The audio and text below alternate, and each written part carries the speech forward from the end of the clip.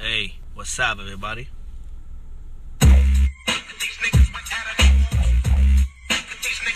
جد يا عيال، ايش التعليقات الرهيبة هذه؟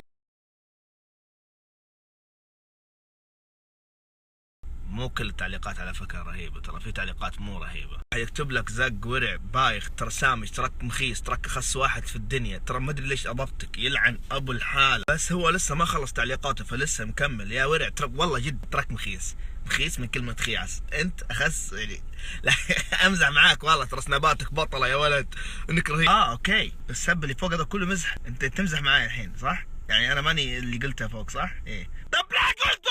انت فجرت ام مشاعر الانسان اللي قاعد تعلق عنده، قطعته تقطيع، بعدين تقول له اوه امزح معاك والله، ترى سناباتك بطلة يا ولد. ذكرتني بموقف يوم كنت انا صغير وكنت مرة غبي، قصدي اني امزح مع واحدة من جاراتنا ايام زمان، ما كنا صغار. كلمة كل زق كلمة وسخة، خلاص انا ما بقول كل واحط اي كلمة من كذا من راسي. طيب خلينا نشوف اي شيء في الشارع.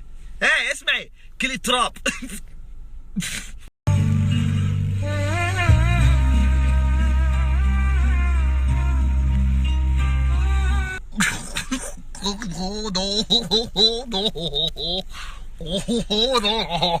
طبعا مشاعر الانسان عبارة عن أداة تلقي سريع، ما تستنى لين تكتشف ان هذه مزحة.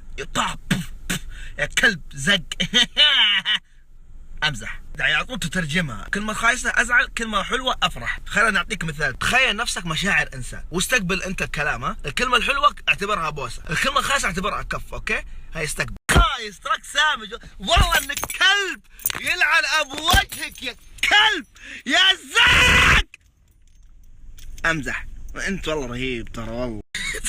تخيل تجيك مخالفة مرورية، مخالفة بعدين ساهر وانت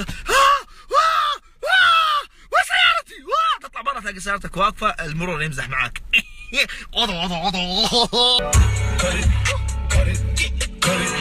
cut it.